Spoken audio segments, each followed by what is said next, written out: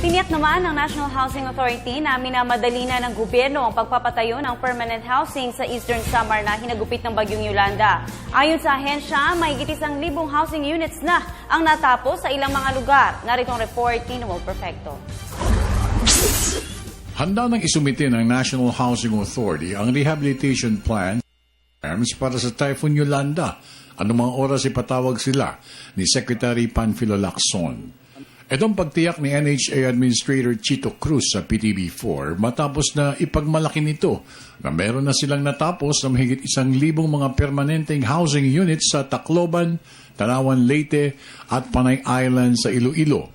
Ayon kay Administrator Cruz, bahagi ito ng 8,000 na naka-schedule na permanenteng housing units na may pondo na 2.2 bilyong piso para sa mabilisang pagpapatayo ng 22 square meters at 27 square meter na lakid ng mga row houses para sa mga naapektuhang pamilya ng bagyong si Yolanda. Ipinagdiinan ni Administrator Cruz na mismo ang Pangulong Benigno Aquino III ang palagiang nagpapaalala sa mga ahensya na may kinalaman sa pagpapatayo ng permanenteng housing units na dapat ang mga ito ay matibay, bago at matatag. Rest assured that government is here. Kami, NHA is here. Hindi kami natutulog. Patuloy yung aming paghahanap ng lupa at pagpapagawa ng pabahay. No? Hanggang sa makumpleto yung requirement. Hanggang sa makumpleto natin yung requirement natin. Oo. At I think the assurance is lahat naman tutulungan at walang iiwanan. Niliwanag rin ni NHA Chief Cruz na dati-rati ay meron lamang naka-schedule na 60,000 housing units na ipapatayo o gagawin ng NHA.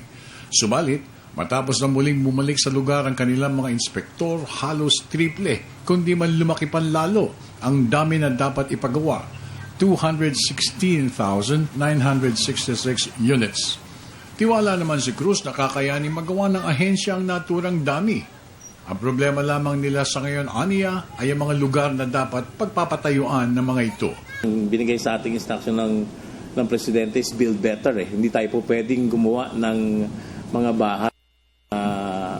Number one, will put them in danger. Number two, mas mahirapan sila. Gusto natin gumawa ng permanenteng pabahay na maayos at siguradong wala sila sa panganib. No? So we will make sure of that. At saka yung, siyempre, hindi naman basta-basta natin ilalagay kung saan-saan. Kailangan malapit yan sa health facility, community facilities such as health, schools, etc. Ipinagdiinan ni Cruz na hindi sila titigil hanggat hindi nila natatapos ang mandato na binigay sa kanila ng pamunuan para maibigay ang kinakailangan tirahan ng mga biktima ng Typhoon Yolanda. Para sa Telebisyon ng Bayan, ako naman si Noel Perfecto.